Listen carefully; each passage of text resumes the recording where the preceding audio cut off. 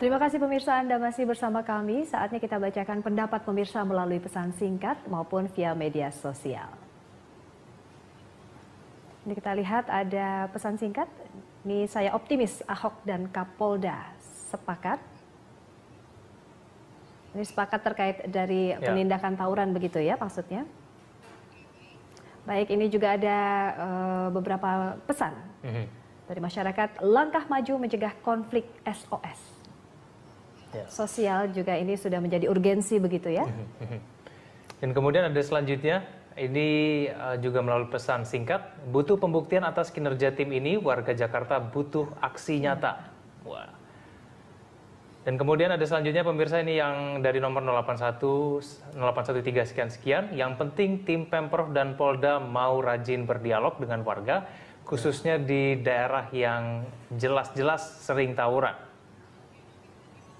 Nah, itu tanggapan dari masyarakat sebagian, hampir semua ini positif Pak ya. Mungkin mereka menunggu-nunggu nih tim yang seperti ini nih. Sudah ditunggu-tunggu lama nih. Sudah ditunggu-tunggu lama. Pak Tito, saya ingin tanyakan kemudian, beda tidak sih Pak dengan penanganan di Jakarta dengan di Papua? Kan Pak Tito juga punya pengalaman banyak gitu di Papua ya.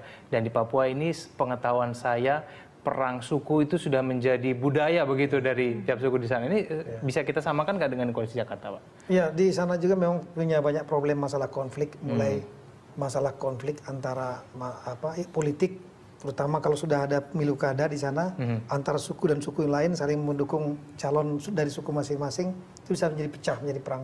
Kemudian konflik masalah tanah ulayat juga, karena tanah di sana bukan tanah negara, tanah ulayat, batasnya juga kadang-kadang nggak jelas, itu bisa pecah. Itu lebih susah lagi tuh Pak kalau untuk dibuktikan kemudian gitu ya. Konflik antara masyarakat pendatang dan masyarakat lokal, juga konflik antara warga lokal juga banyak terjadi, paling nggak 4 konflik di sana. Nah ini penanganannya sama, kita harus proaktif prinsipnya, dialog lebih banyak, pertemuan lebih banyak. Tadi ada SMS, saya sependapat sekali, dialog itu yang paling penting, komunikasi, dialog, turun, bicara. Ini akan bisa mencairkan, meskipun permasalahannya kompleks, rumah yang kumuh, situasi yang sulit, kemiskinan, tapi sebetulnya bisa diselesaikan atau dicairkan dengan banyak dialog, banyak pertemuan dan lain-lain untuk menenangkan emosi yang tinggi gitu. Nah, sehingga kita bisa mencegah kalau terjadi ada kemampuan deteksi sangat penting. Begitu nanti ada potensi akan bisa membuat pecah, trigger faktor pemicu, cepat langsung ditangani. Nah, jangan sampai sudah pecah besar, itu repot sekali. Baru nelfon polisi, wah udah. Polisi salah tembak lagi. Waduh, bahaya itu. Lambat. Ya. Ini Pak Tamrin, terkait juga feedback ya Pak ya, ini tim terpadu, tapi juga memerlukan feedback dari masyarakat. Ini ada guru, orang tua, dan juga aparat terkait di lingkungan. Ini harus melakukan apa urgensinya begitu? Ya, kalau secara kemasyarakatan saya kira satuan-satuan atau ikatan-ikatan pada tingkat komunitas, kalau di Jakarta itu RW, itu saya kira harus lebih kuat di situ. Nah, mudah-mudahan Pak Ahok itu sudah memberi gaji atau itu yang cukup kepada para RW dan RT. Kalau sekarang ini kan semua orang tidak mau jadi ketua RW dan RT. Karena itu kerja sosial kan. Betul. Tapi kalau ada imbalan yang cukup bagus gitu dari Pak Ahok kepada tingkat RT dan RW, itu sebenarnya ujung tombaknya. Nah, kemudian berbagai macam organisasi pemuda dan perempuan di tingkat RW itu juga bisa membantu. Nah, kalau orang tua ya itu kita kembali lagi ke solusi yang rada klasik bahwa ini orang tua harus ini, tapi ya itu semua orang udah tahu gitu. Pak Tamrin. Tapi yang saya antisipasi itu yang tadi Pak Tito udah bilang, kesulitannya justru barangkali di koordinasi antar pihak-pihak yang ada dalam tim terpadu ini. Nah, untuk memadukan pihak-pihak yang berbeda-beda itu dalam satu tim yang terpadu, saya kira itu tantangan besar. Belum lagi memadukan anggaran misalnya, itu satu masalah. Tadi Pak Tito udah bilang kan, itu satu masalah. Dan sekarang sudah ada jalan keluar. Apalagi juga kemudian pemaduan kebijakan, strategi sampai dengan tindakan itu juga repot itu. Saya ingin tahu sendiri Pak, silakan Pak Tito. Beliau tadi sampaikan tadi bagus, saya pikir mengangkat 2 isu itu, masalah koordinasi dan masalah anggaran. Jadi masalah koordinasi ini sebetulnya bisa diselesaikan berdasarkan pengalaman saya di Papua, itu dengan membuat standard operating procedure (SOP). Jadi begitu tim dibuatlah SOP-nya.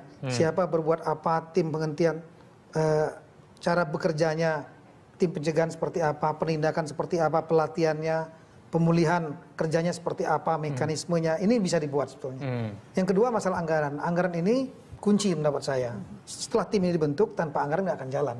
Anggaran ini sesuai instruksi Presiden nomor 1 2014 jelas disebutkan dibiayai oleh Pemda. Nah, dari APBD. Oleh karena itu, APBD, Pemda punya problem kadang-kadang berpikir bahwa ini adalah ada instansi vertikal dalam tim itu, yaitu Polri dan TNI yang menjadi urusan pemerintah pusat, sehingga ragu-ragu untuk mengalokasikan anggaran. Nah, dengan adanya Inpres ini, saya pikir inilah merupakan payung hukum agar Pemda tidak ragu-ragu untuk mengalokasikan anggaran untuk kegiatan ini. Nah, kegiatan ini nanti dari tiga tim ini, berdasarkan pengalaman saya, itu 60% kegiatannya teralokasi untuk kegiatan pencegahan. Besaran anggarannya visible ini butuh berapa, Pak? Tergantung tantangannya. Dipetakan dulu tantangannya. Setelah itu nanti dianggarkan dihitung berapa kira-kira untuk pencegahan berapa, untuk penindakan berapa, penghentian kekerasan, dan untuk pemulihan alokasinya kira-kira berapa. Ya nanti itu semua terserah nanti dari Bapak Gubernur, pemerintah, apapun yang dialokasikan. Kalau sudah ada jadi syukur. Ya, itu pembahasan mengenai anggaran sudah dimulai, Pak? Sudah disetujui angka berapa ini akan? Belum. Cuma Pak Gubernur langsung menyampaikan komitmen begitu berdiskusi, beliau sangat setuju dan beliau mendukung pembentukan tim dan beliau juga siap untuk mendukung anggarannya. Oke, baik. Ini terakhir sebelum kita menutup dialog, Pak Tito mungkin bisa dijelaskan, Pak, ini kemudian tantangan dan juga hambatan ke depan akan seperti apa dan kemudian apa harapan dari Kapolda sendiri, bagaimana masyarakat untuk menanggapi mengenai tim ini, Pak? Iya, saya kira ini problema tim ini mendapat saya baik, menurut saya ya, dan ini merupakan instruksi dari nasional, instruksi dari pimpinan Presiden saat itu. Tim ini saya kira harus dibentuk, kemudian sehingga kita bisa menyelesaikan persoalan-persoalan konflik di wilayah Jakarta secara lebih komprehensif dan lebih sistematis, dan kemudian kita melakukan langkah-langkah yang lebih proaktif. Ini bukan berarti kita tidak tegas ya, tegas tetap. Ada pelanggaran hukum, tawuran terjadi, tangkap, proses tetap dengan cara-cara humanis. Tapi proaktif sebetulnya bisa, karena teorinya ada nih, teorinya beliau, teorinya terjadinya konflik itu selalu ada akar masalah dan ada trigger faktor yang sebetulnya di tiap tahapan bisa dicegah, tidak bisa jadi spontan begitu saja. Nah, ini tantangan kita ke depan saya kira adalah bagaimana tim ini bisa dibentuk, membuat SOP-nya, karena melibatkan mesin yang banyak. Mesinnya mulai dari tingkat provinsi, kabupaten, kota, sampai ke kampung. Melibatkan Babin Kamtipmas, Babinsa, kemudian Lurah. Nah, ini semua sampai ke atas. Bagaimana kita membuat agar mereka satu visi yang sama. Yang kedua adalah harapan saya agar tim ini segera dibentuk.